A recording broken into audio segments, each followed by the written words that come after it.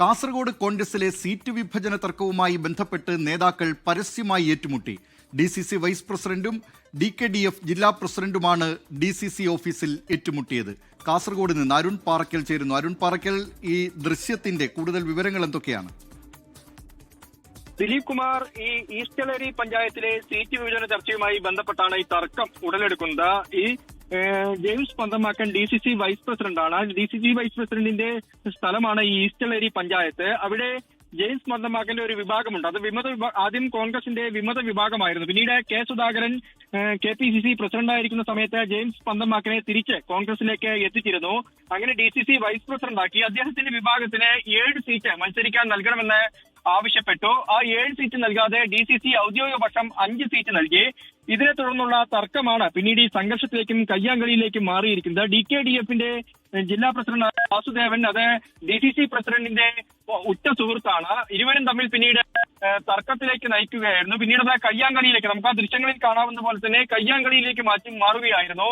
ഈ ഈസ്റ്റലേരി പഞ്ചായത്ത് എന്ന് പറയുന്നത് കോൺഗ്രസിന്റെ ഉറച്ച സ്ഥലമാണ്. കോൺഗ്രസിന് അത്രത്തോളം സ്വാധീനമുള്ള, അത്രത്തോളം സീറ്റുകളുള്ള സ്ഥലമാണ്. പക്ഷേ അവിടെയാണ് ഈ സംഘർഷമൊക്കെ നടക്കുക. അതിന്റെ പേരിലാണ് ഈ സംഘർഷമൊക്കെ നടക്കുന്നത് എന്നുള്ളതാണ്. ഇപ്പോൾ DCC ഓഫീസിൽ ഇപ്പോഴും ചർച്ചകൾ പുരോഗമിക്കുകയാണ്. ഈ ചർച്ചകൾക്കിടയിലാണ് ഈ പരസ്പരമുള്ള കയ്യാങ്കളിയിലേക്കും കഴുത്തിന് കുത്തിപ്പിടിക്കുന്നതും മുഖത്തേക്ക് മർദ്ദിക്കുന്നതുമൊക്കെ നടന്നിരിക്കുന്നത്. ദിലീപ് കുമാർ, കാസർഗോഡ് DCC വൈസ് പ്രസിഡന്റും DKDF ജില്ലാ പ്രസിഡന്റും കാസർഗോഡ് DCC ഓഫീസിൽ ഏറ്റുമുട്ടിയിരിക്കുന്നു. പരസ്യമായ ഏറ്റുമുട്ടൽ, പരസ്പരം കഴുത്തിന് പിടിക്കൽ ഒക്കെ അവിടെ നടന്നിരിക്കുകയാണ്. വിവരങ്ങൾ നൽകിയത് അരുൺ പാറയ്ക്കലാണ്. അരുൺ പാറയ്ക്കൽ ലൈനിൽ തുടരുകയാണെന്ന് തോന്നുന്നു. അരുൺ പാറയ്ക്കൽ, ഇതിൻ്റെ അതായത് ഈ ഈസ്റ്റലേരിയിൽ നടന്ന അവിടുത്തെ പഞ്ചായത്തിലെ വിഷയങ്ങളാണ്, സ്ഥാനാർത്ഥി നിർണയവുമായി ബന്ധപ്പെട്ട വിഷയങ്ങളാണ് ഇങ്ങനെ ഈ കയ്യാങ്കളിയിലേക്ക് എത്തിയത്. ഇക്കാര്യത്തിൽ മുതിർന്ന കോൺഗ്രസ് നേതാക്കൾ ഈ വിഷയത്തിൽ ഇടപെട്ടിട്ടുണ്ടോ?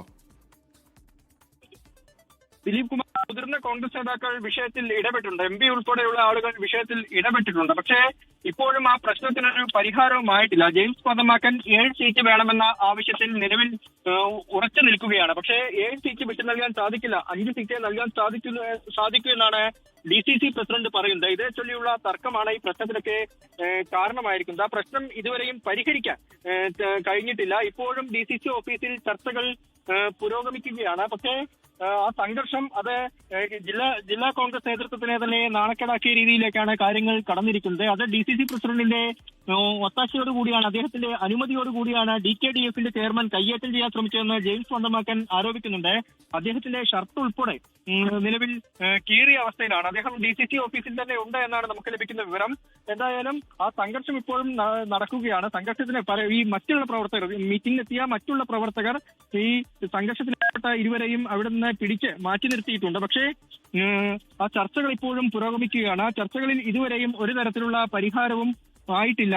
തർക്കം ഇപ്പോഴും തുടരുകയാണ്. ഈസ്റ്റലേരി പഞ്ചായത്തിൽ 7 സീറ്റ് വേണമെന്ന ആവശ്യത്തിൽ ജെയിംസ് പന്തമാക്കനും വിഭാഗവും ഉറച്ചു നിൽക്കുന്നു. പക്ഷേ 7 സീറ്റ് നൽകാൻ സാധിക്കില്ല, 5 സീറ്റ് മാത്രമായി നൽകാൻ സാധിക്കൂ എന്നാണ് ഔദ്യോഗിക പക്ഷം പറയുന്നത്. അതിനെ ചൊല്ലിയുള്ള തർക്കമാണ് ഇപ്പോൾ ഈ സംഘർഷത്തിൽ കലാശിച്ചത്. ഇപ്പോൾ സംഘർഷത്തിന് അയവ് വന്നിട്ടുണ്ട്.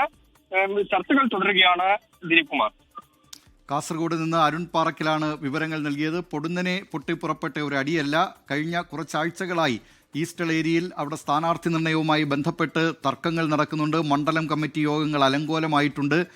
അതിനൊക്കെ ഒടുവിലാണ് ഇപ്പോൾ DCC വൈസ് പ്രസിഡന്റും ദേശീയ കർഷക തൊഴിലാളി ഫെഡറേഷന്റെ നേതാവും തമ്മിൽ അവിടെ കയ്യാങ്കളി നടന്നിരിക്കുന്നത്. വിവരങ്ങൾ നൽകിയത് കാസർഗോഡ് നിന്ന് അരുൺ പാറയ്ക്കലാണ്.